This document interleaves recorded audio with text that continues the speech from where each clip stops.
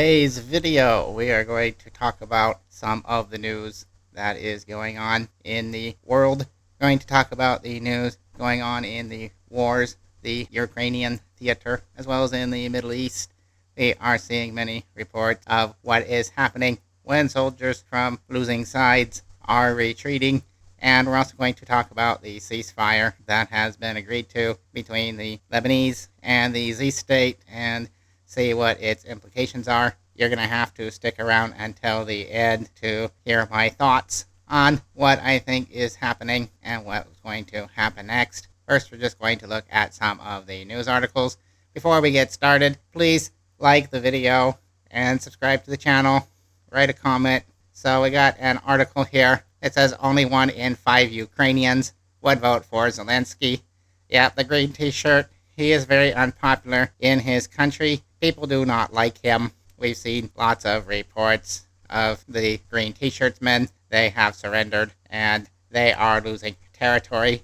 Every day we hear of new villages that have been, so to say, liberated by the Russians from the green t-shirt man. So yeah, it says here, former top general Valery Zaluzhny would be supported by 27% if an election were held now, according to the survey. And I don't know about this survey because in the green t-shirt land, we know that there's not much freedom. The green t-shirt got rid of all his opposition parties and he got rid of all the opposition media. But it says only 16% of the voters would back the Ukrainian green t-shirt. That is not very many. We also have to keep in mind that this likely does not include Donbass or Crimea because they're no longer a part of the green t-shirt land and they will never be again. So that's where most of the people who were resisting the green t-shirt in the past are located, as well as in Mariupol and Kherson. So those are also part of Russia now, and they will be part of Russia for a very long time. Yeah, the green t-shirt has lost. The war is over, but NATO has different ideas. We look here. It says that the study found that Ukraine's former top general, Valery Zaluzhny, is far more popular than Zelensky. It says with 27% of those surveyed saying they would vote for Zaluzhny. Zaluzhny was dismissed as the head of the armed forces in February. He is now Kiev's ambassador to London, so I think he's still a supporter of the green t-shirt, but I guess he's viewed as more moderate. I don't really know. But it seems like, as I said, the green t-shirt's population have turned against him. And we've seen the same thing in the Z state, BB Nuttyhead. Most people have been protesting him. We have a lot of videos talking about his protests.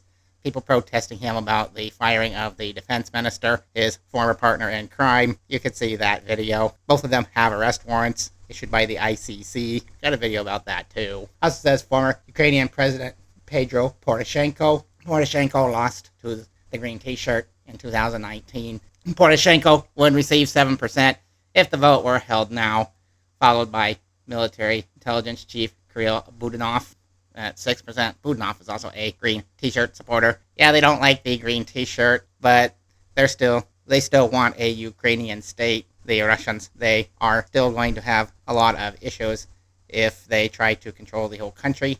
Well, we will see what happens.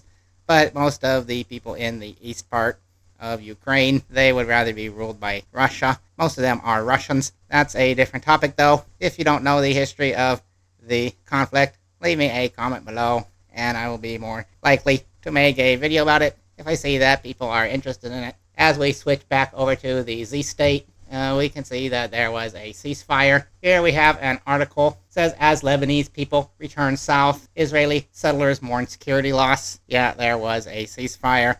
Now there's no more shooting. I think both sides have already accused each other of breaking the ceasefire. We will see what happens. But if you stick around to the end of the video, I will tell you my thoughts about that. It says, as Lebanese citizens continue to return to their homes in the south of Lebanon, the Z state settlers along the northern border expressed their concerns over the lack of security. This is a very big issue inside of the Z state now.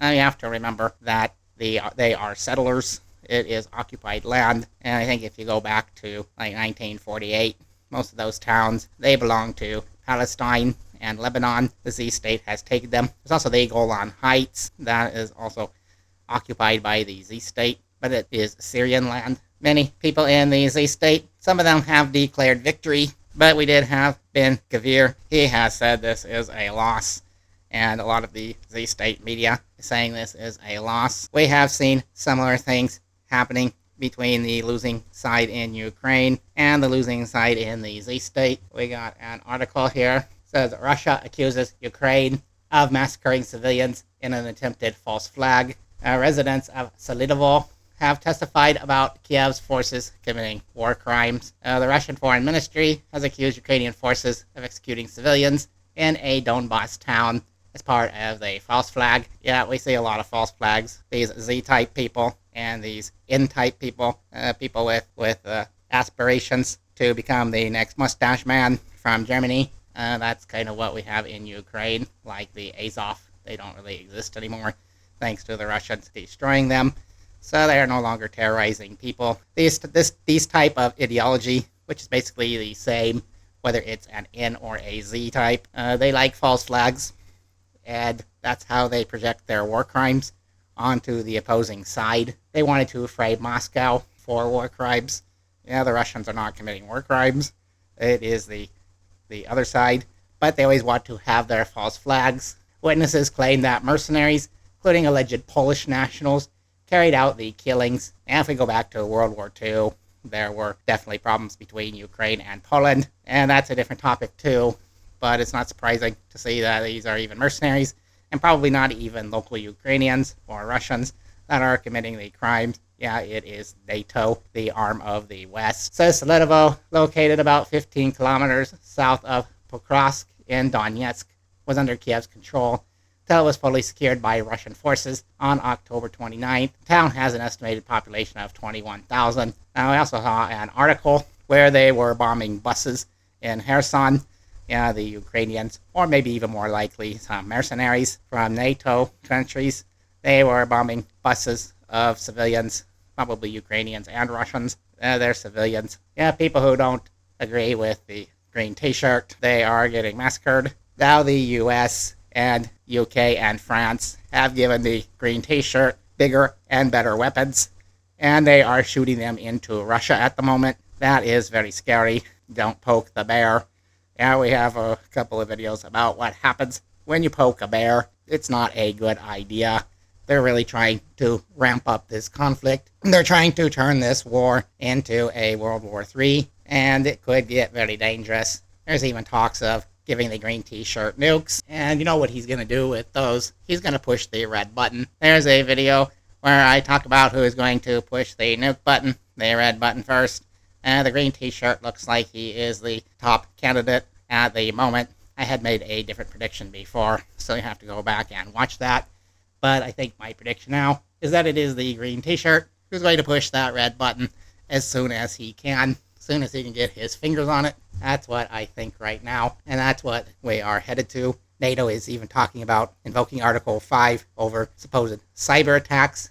Yeah, it's looking very bad. I also saw another article where the Ukrainians, when they had retreated, they had destroyed and vandalized churches, and they had killed some priests and some of the people who were worshipping. This is very terrible. We've also seen the same thing when the Z State, right after they signed the ceasefire, yeah, they were bulldozing a mosque, and they have bombed mosques and churches, not only inside of Lebanon, but all over Palestine, and they've bombed some of the oldest churches and mosques. We read about it in the news all the time. There's also another video, which I cannot find, but I have seen the clips of where the Z State forces, they were inside of a church. They were being very disrespectful to Mary, or as the Lebanese probably would say, Maryam, the mother of Jesus, or the mother of Isa, as we say in Arabic. That is also very terrible, not only to Christians, but also to Muslims, to disrespect the mother of Jesus.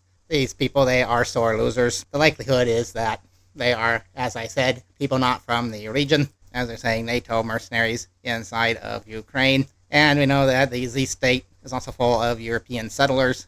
I don't know what it is about these people from the West. I think most people from the West are good and upright people, but the politicians, that is a different topic, and the militaries, that is a different topic. Please like the video and subscribe to the channel.